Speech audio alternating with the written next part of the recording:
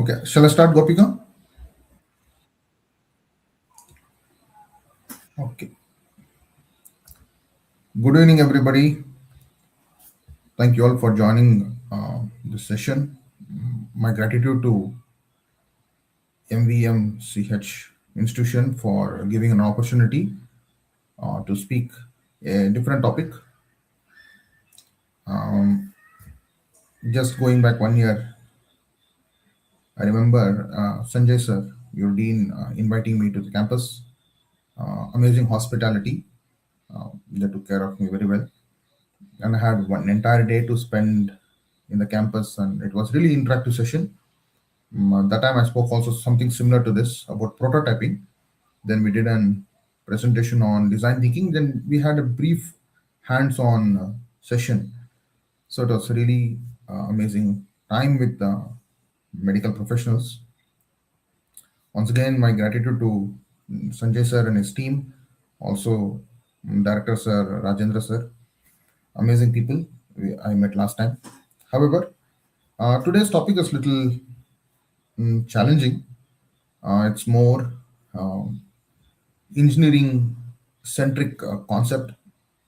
I'm glad your institution is part of Institution Innovation Council, and it's very rare that medical institutions give importance to innovation because it's all the time engineering oriented concept. However, it is appreciable that even student committee has come forward to organize such sessions. Great. So this is a big topic here. The title of this talk will be AI and Innovation Sprints, Rapid Prototyping for Digital Transformation. I don't know whether I have the time to complete the entire concept over here. I will just keep my talk healthcare centric or medical medicine oriented, something relevant to your profession. Anytime during the talk, if you have any questions, I request you to kindly put the questions in the chat. If you're not able to listen to me or not hear me properly, please let me know. Okay, so let us go inside and explore what is innovation sprint. I'll just touch what is a rapid prototyping. I'll not go more deeper into it.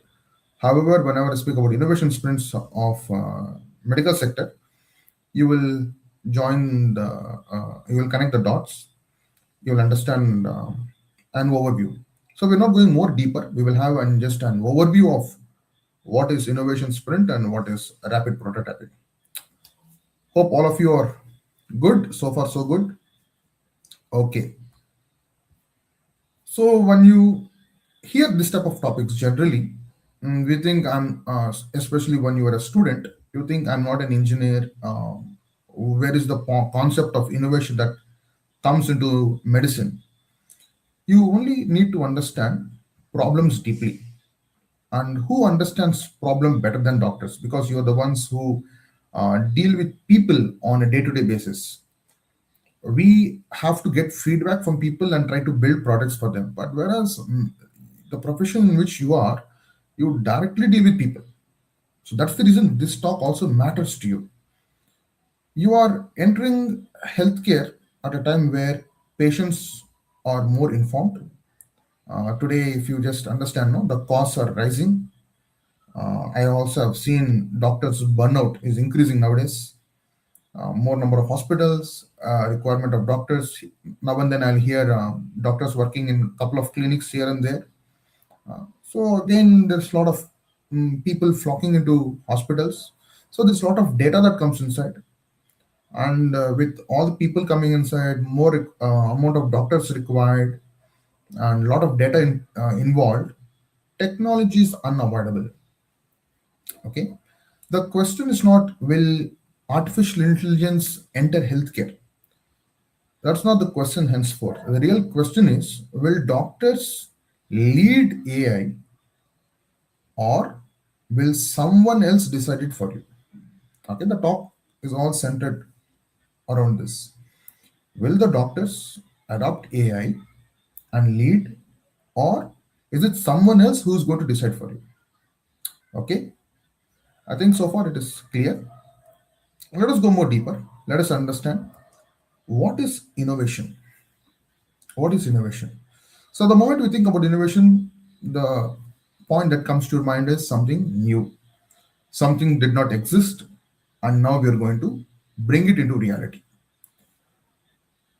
So, when you think you have to design something new, you feel it is complicated.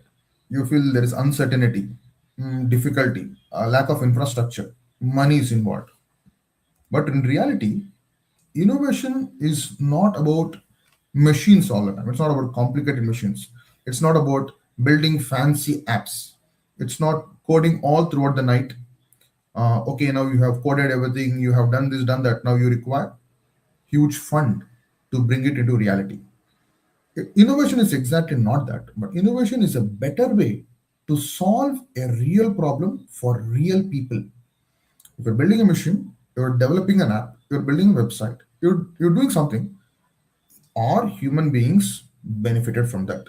Is their stress reduced? Is their time reduced? The repetitive task, is it reduced? That is where innovation comes into play. You may ask a question, sir. There are many things without technology. We do it very carefully.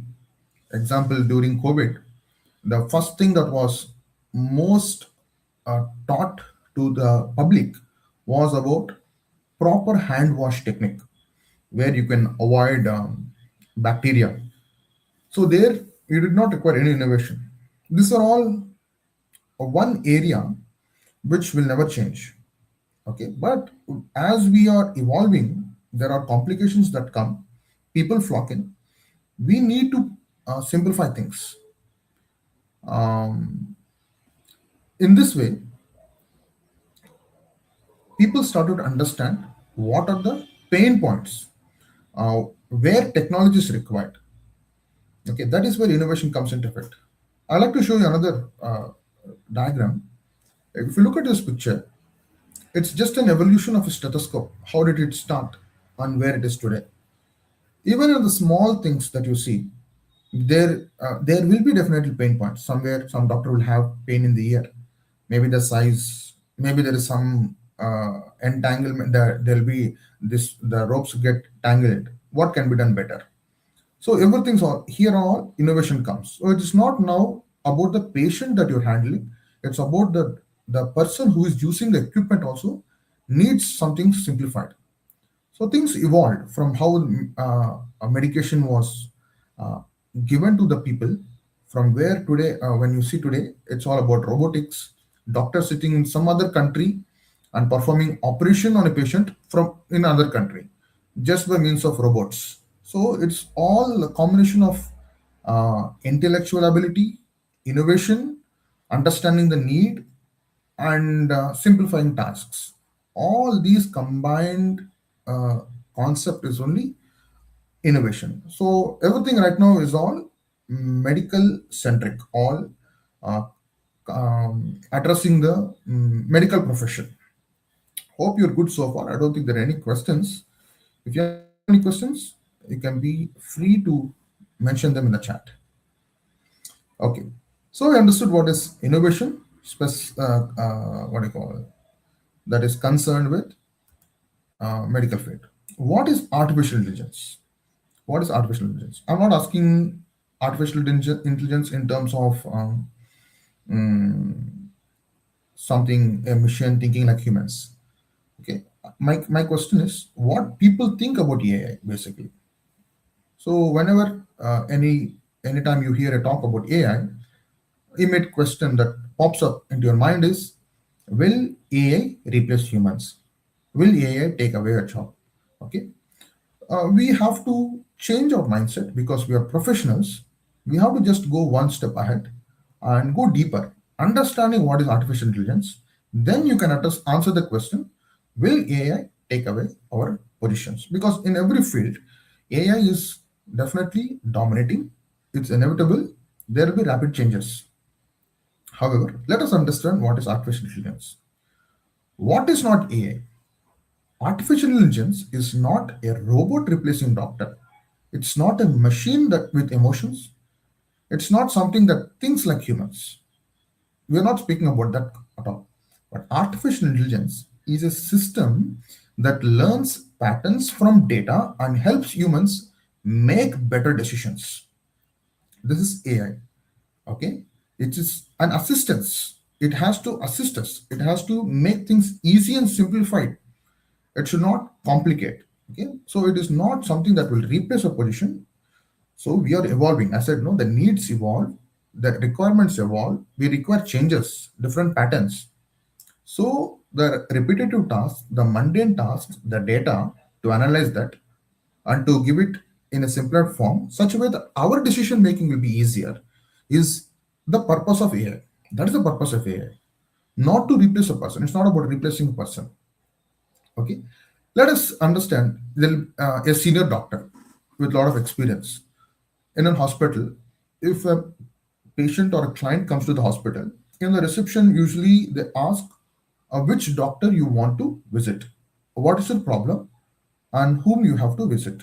Do you have an appointment, or you are just walking in? Most of the time, patients they come here, they'll ask who is the senior doctor, who is the experienced doctor. So it's a perception. Me being a non-medical guy, I can just say this is a perception. A senior doctor would have seen thousands of people.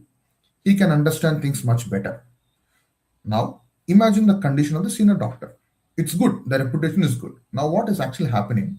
There are so many people waiting for the senior doctor to get administered. So he has to handle thousands of cases over a period of time. He has to recognize their patterns. He has to predict the complications. So the work goes on and on.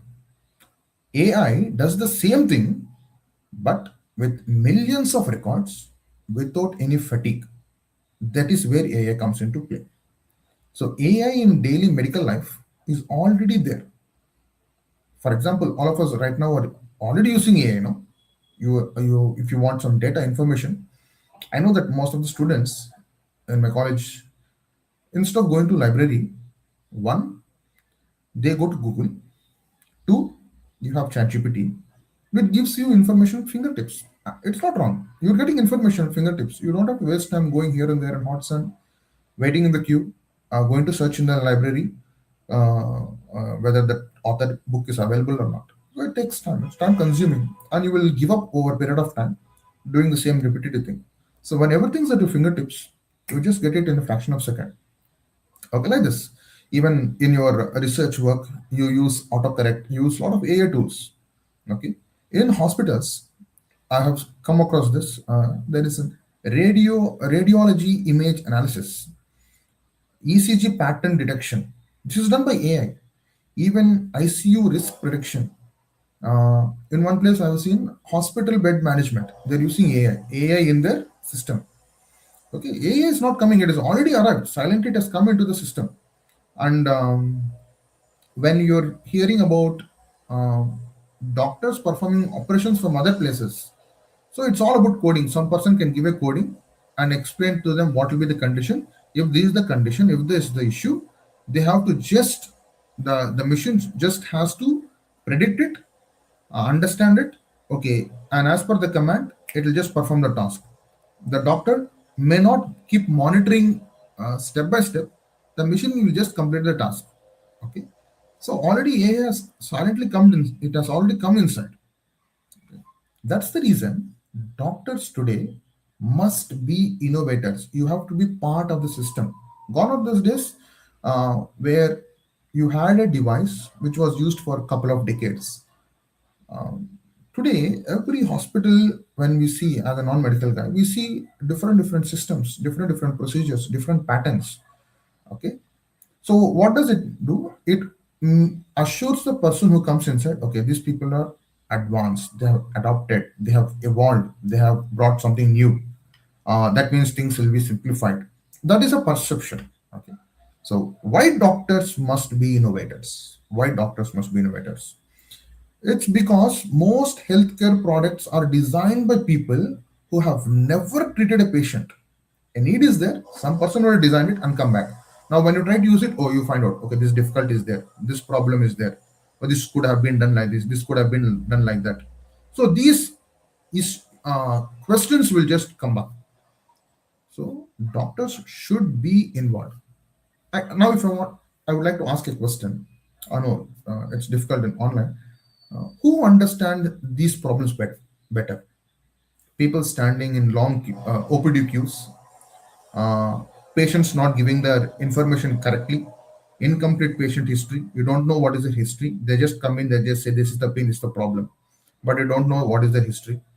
Okay, there is some medication non-adherence. Okay, there is a diagnostic delays, lot of paperwork, communication gap. People from other place come, very difficult to handle. So who is handling all this on a day-to-day basis? You human beings, the doctors. You are the one handling all these issues. Don't you see that there is a need of AI, artificial intelligence, innovation that is required to handle this mundane tasks? Isn't this a challenge? The small things, people may overlook what is there, it's just dealing with a patient. But what is the time that is consumed to handle each person? So this is a challenge that we cannot see, but doctors, you who are involved. So you have to think how can we simplify this? How can we make this routine into an simple tasks such a way that this data is available at hand without any issue. So doctors must be innovators. My understanding of future doctor, a future doctor is not just in the clinical, is not in the clinical side, he's also a clinician, is clinician as well as an innovator. He also will be part of the innovation, so he'll know this is the need, this is the requirement, so he'll start work on that. Tomorrow's respected doctor will be one clinically excellent, digitally aware, innovation driven, also a system thinker. Okay, these are patterns that you are going to observe. I'm going a little more deeper. Uh, I'm trying to help you understand how AI is already transforming and what are the future technologies that you can envision and what kind of future that you will be stepping. Maybe right now the people in the senior positions, after a period of time, no, they will just slowly withdraw from the system. They will retire. Some of them will have their own ventures and all that. But youngsters, you will be traveling very long. You'll be seeing many more generations. You're going to see a lot of transformations. So when AI is already dominating every sector, it's better that you try to put yourself in building products, in making things simple, in making the system very uh, user friendly. Okay, AI is transforming healthcare, diagnostics and patient care. All these things today are getting enhanced. So why we speak AI in this aspect? It is because to maintain the accuracy, to give the correct information, to predict accurately. AI applications in medical diagnostics, image analysis. So AI enhances image interpretation for faster diagnosis. Also, I have heard recently, this can predict this issue. This can easily predict this issue. Like for example, people used to say birds can predict and storm upfront. The dogs could predict this issue upfront, so they have that sense. It's the same way, tumor prediction of tumor. There's some people say already it is available. A tumor can be already can be predicted upfront. Cancer can be predicted upfront. So for predictive analysis, AI can be used in an amazing way. Um, Recently, when I had to do an routine health check, um, I expected to get the information immediately. However, the lab technician said I have to wait for 1 hour for this particular test. I have to wait for 2 hours for this another test. I have to wait for 4 hours for another test. then I have to wait for 1 day for this test. Like that, for each, they said this is the time frame. Only then you will get the correct data. In the first place, it was very frustrating for me. So we are in a place where we want everything instant, very fast. So it was really frustrating, but I have to wait, no other way. That is where I used to think. So when we give a sample, it can be blood or whatever. Why can't we get the data immediately? Why should it take so long? Uh, Maybe if there's a delay, if there can be any other complication. So this was my thought process that time. In transforming hospital efficiency, AI can be used in transforming hospital efficiency, um, especially for administration tasks. Administration. Now, most of the places, we already using technology. Your biometric, all that, every data is technology driven. Okay, uh, you want to know by time frame. You want to know everything by seconds.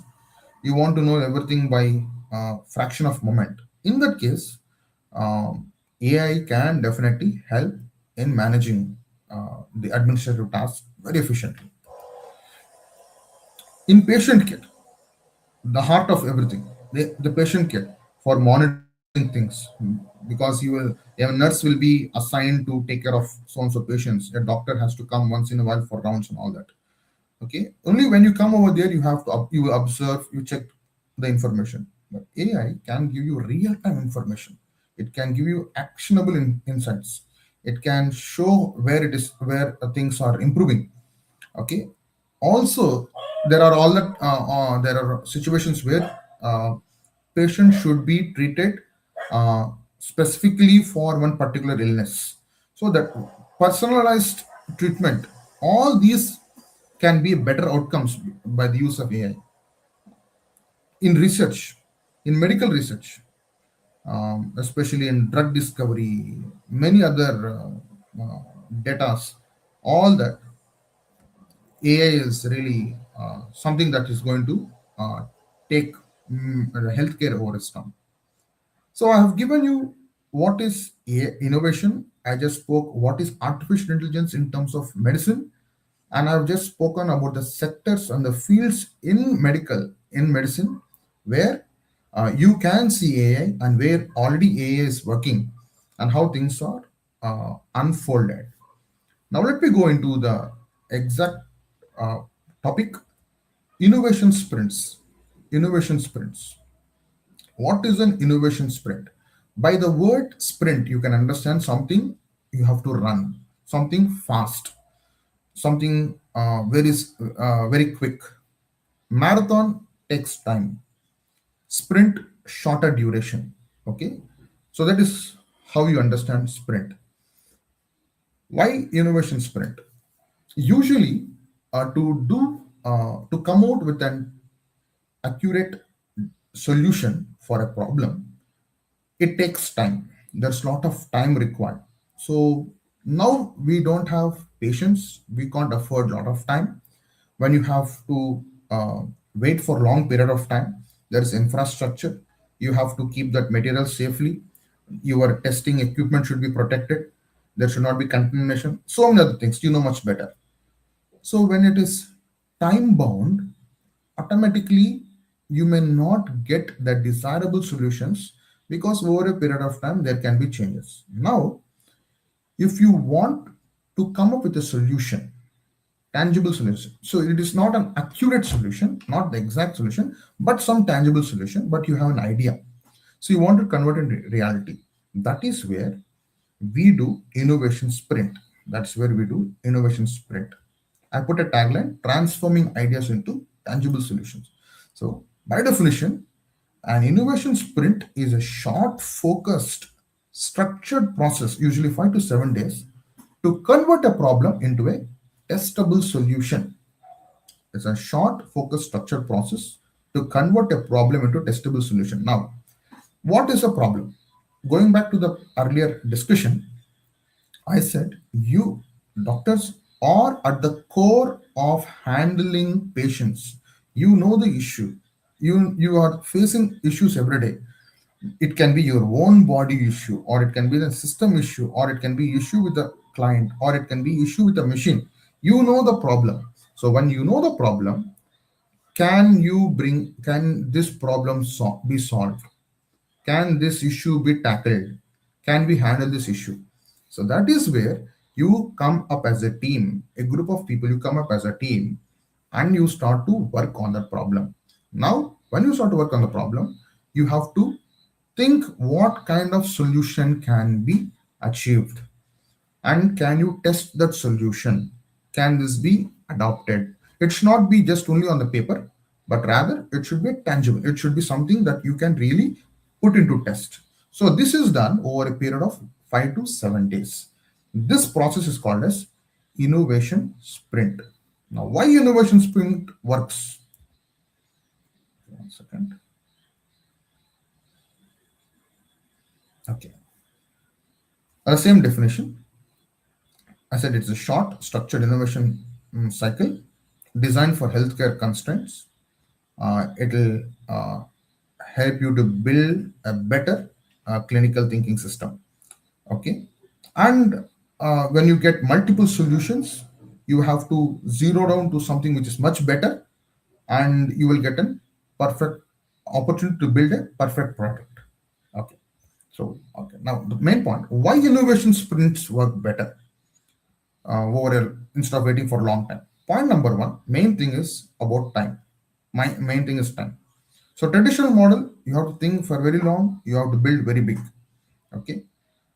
Now what actually happens? You have to wait for approvals, you have to wait for the real world testing, and there can be any issues. Now when you're using artificial intelligence, when you're using AI, you're able to predict what can be done. You're able to predict this can be a possibility. This can be another outcome. This can be also another issue. Okay, that is where AI can definitely assist you in achieving things much faster than what it used to be earlier. Okay, it can help you avoid high cost and high risk because, for example, you want to preserve one culture. You want to wait for it over a long period of time. What actually happens? You have to preserve it, take care of it, make sure there's no contamination. Then there's what do you call this? You have to maintain sanitation, all that. So many procedures. So for everything, there's again material involved. There's again cost involved. Time you have to wait. You have to put your. You should be. You should finger should be crossed. You should believe the person to whom you're entrusting that experiment. Okay, there is complications involved. But whereas in innovation sprint, you're just going tackling this faster. You're trying to do these things with minimum risk. Okay. Now the best thing over here is you fail fast and you learn safely. Okay. You will get better feedback. It'll help you to refine your idea. Then it'll help you to think whether you can scale, whether you can do it big, whether you can take it to a senior person, whether you can do a bigger trial on this. Okay. So you will come up with a solution. You will come up with a solution. You don't have to wait for the actual final product. Okay. That is where innovation sprint works much better. There are 5 stages of an innovation sprint. 5 stages. Okay. I said it's sprint, something to be done faster. So how this innovation sprint should be done? We'll go step by step. Stage one is problem identification. Clearly define the most painful clinical or system problem which is similar to identifying the chief complaint before diagnosis. Okay, that is problem identification. You have to define what is the problem, what kind of issue is persisting. Second stage, we'll go everything deeper, stage by stage. I'll just give an overview what is stage one, stage two. Stage two is about empathy mapping. It's called empathy map. So understanding the pain points of a patient, or it can be understanding pain points of a doctor, pain points of a nurse, also the other administrators. It's just like taking complete history. So empathy is time taken, it's time bound. Okay, but you should not waste long period of time. Okay, it should be done maybe one day. Understand everything. Who is your subject? You have to focus on the subject. You cannot just work on vague places. If you're dealing with a problem with a doctor, you have to take and feedback of multiple doctors. If you're dealing with nurses, feedback of multiple nurses. If it's patients, multiple patients. With what criteria? You have to decide the criteria. Okay, this is the condition of the patient. This type of patient I'm handling. So that you have to decide.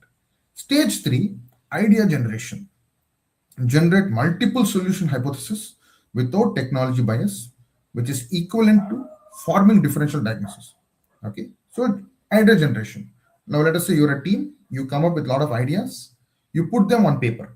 You have to put them on paper. Then rapid prototyping. It is creating simple represent rapid pro here, paper models, small mock-ups. Okay, what why you do this? For preliminary investigations. Stage 5, testing and feedback. Okay, so you have to give that to the person who has a problem and tell them to identify whether this can help them, whether this can be convenient for them to hold or to use. So you will get small observations, and this will help you to refine your product and make it more administratable to the subject. So, 5 stages: problem identification, empathy mapping, idea generation, rapid prototyping, testing, and feedback. In stage one, going deeper, problem identification, find the real pain. Like, for example, in Indian hospitals, find the real pain. We should not try to solve something for some other person. Other country is not also that. So, where you are, which place you try to identify that. You will definitely find a lot of problems. You are, you'll find something's very uncomfortable.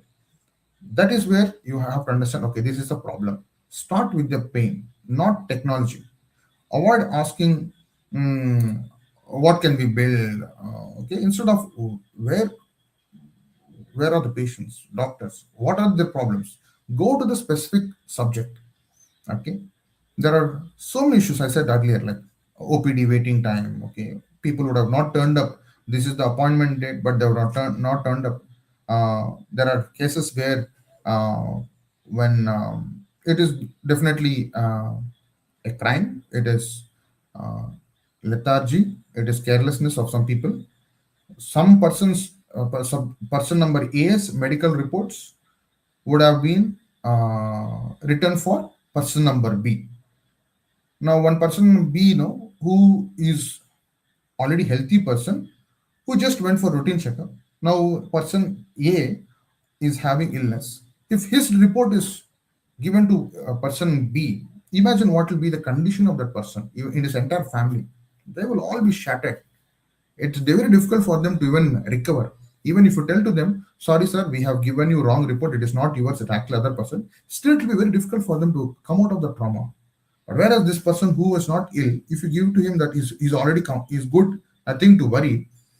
If it takes it in a positive sense, it's different. But if he cannot believe that, because there will be a pain in his body, but the report says otherwise, it's a different condition. Okay, so this issue should not occur. You won't believe me, this happens. I've heard this couple of months back with one person, and he came out devastated. Then later on he was communicated, the particular technician apologized and saying it was a blunder from them, and he asked them to forgive them, and they gave the correct report to them. So all these issues. Okay, how to avoid this type of issues? So 100% accuracy. This data should go to the right person. How do you maintain that?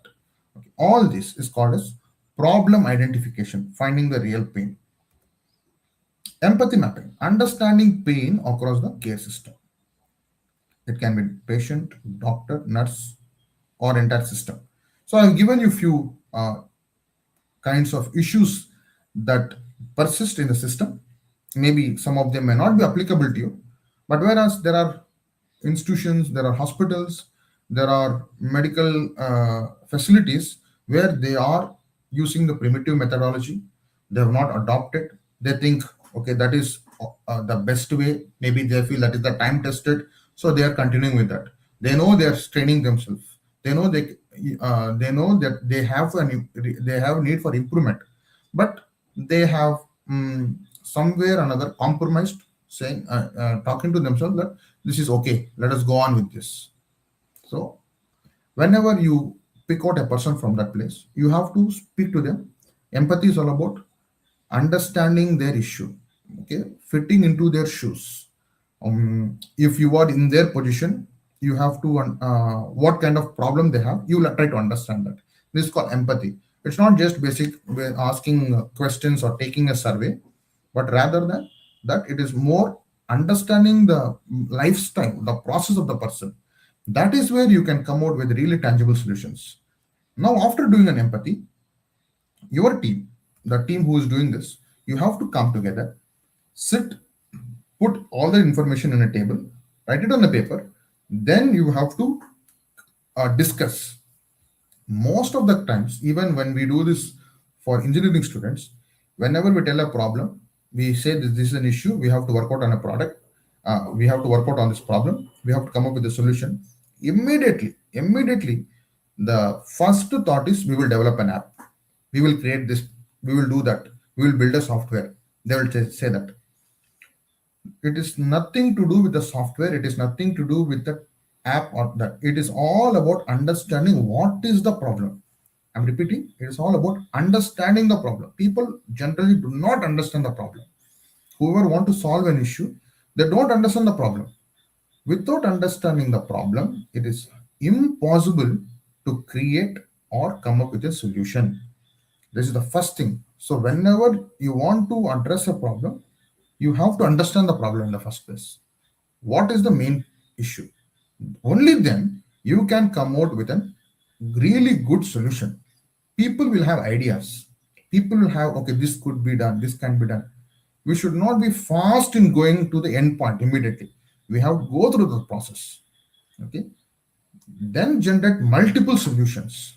Come with multiple solutions. Okay, this issue, this can be a solution. For this issue, this also can be a solution. This also can be a solution. This could also be a solution. You come up with all that. Come up with all that. Then do an evaluation. This is the most important thing. Do an evaluation. Then you have to again cross check with each other. Put a checklist. Okay, now let what can be the workflow. If I have to attend to this point, what can be the workflow? Okay, point A, point B, like that. You have to put in workflow.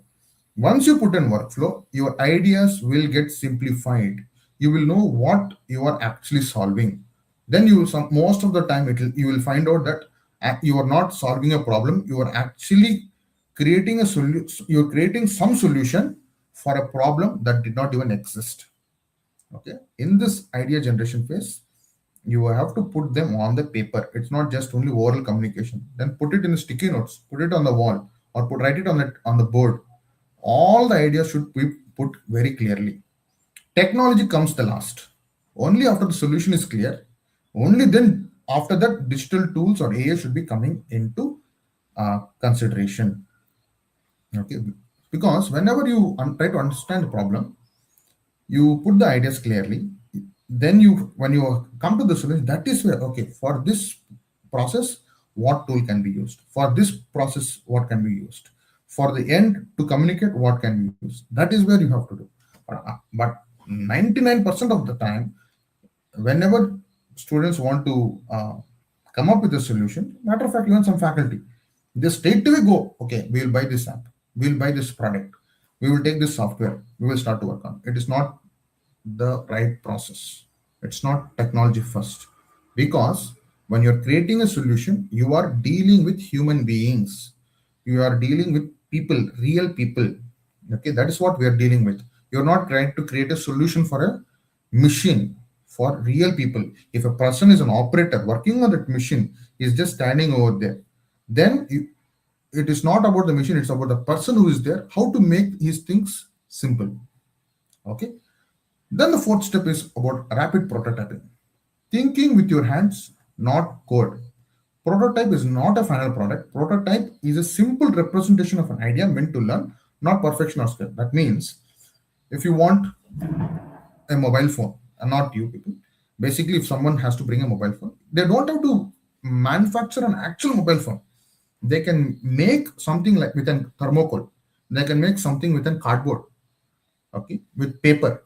They can make that and tell this can be a product, this can be a product. Then you can mention with your writings on that. Oh, this is how it should be. This is how it should be. Okay, this is called as prototype. Some prototype, something very very cheap. Okay, it's something which you can build very quickly, low cost. You should not waste money over here. And once it is done, you can discard. You know why?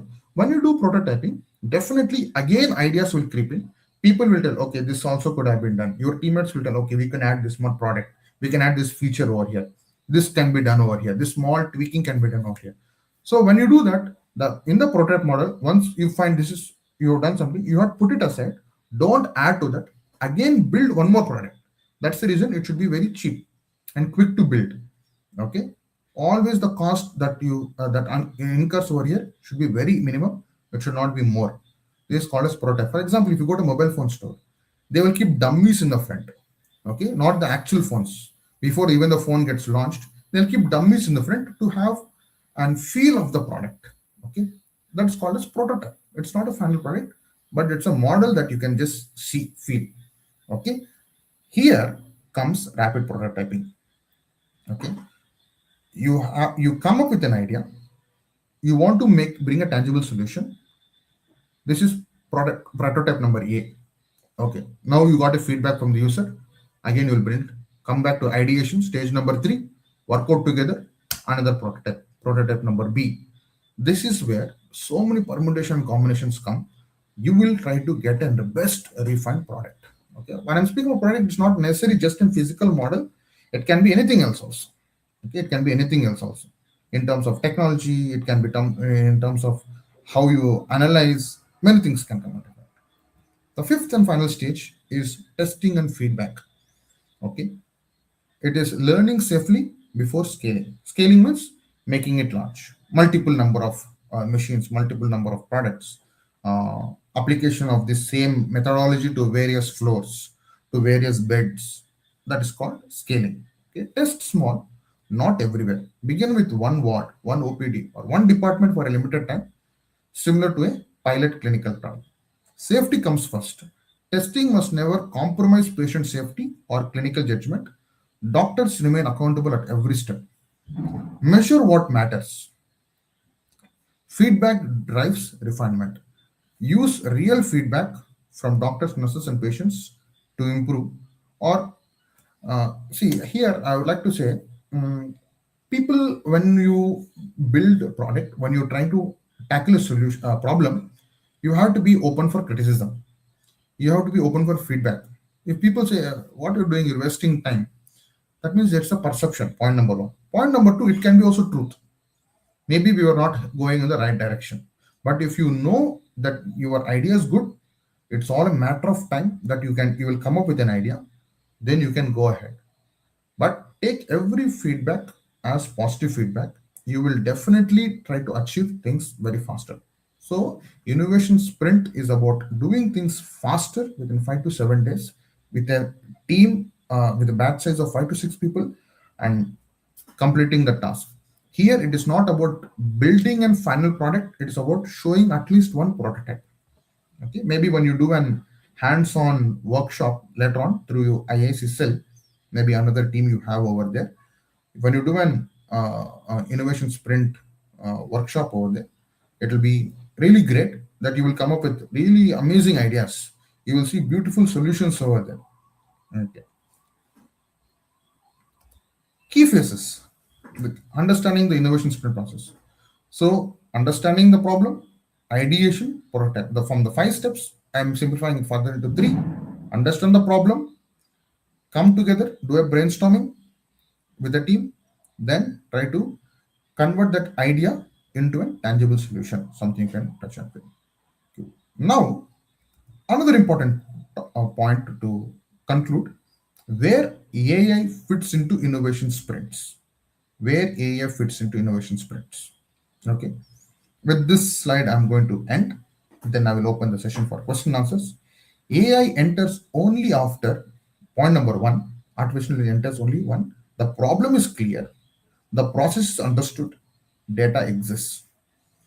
I'll tell you one thing. Whenever you have a problem, not just when I say you, it is a universal thing. Even me, when there is an issue, when there's a problem, that means I want some information. What we do? Immediately we'll go to AI. We'll go to net. We'll just do that. We don't put it to our thought. We do not want to think, oh, did I hear this term earlier? Did I hear about this somewhere? Who spoke about this earlier? We won't even bother to think. Immediately we will jump into quick fixes. Same thing, when there is a problem, we want shortcut, we want things to be done very faster. But how to do it? We do not know. Sometimes we try to solve problem, but without understanding the problem. We don't even understand what's the problem. Okay. So in those cases, when your problem is not defined, you do not know what kind of process could be adapted. You don't have proper data in your hand. It's no point of using AI. AI is only going to complicate your work. Okay, because you have to, if to use AI, you should know what AI tool you have to use, what particular software you have to use. Only then you can solve a problem. Without knowing the problem, very very difficult in coming out with a tangible solution.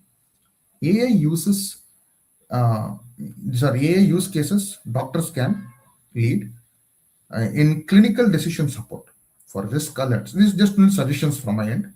Risk alerts, diagnostic suggestions, then workflow optimization, OPD scheduling, bed allocation, patient engagement for follow-up reminders, then lifestyle nudges in preventive healthcare, like predicting complications and identifying high-risk patients.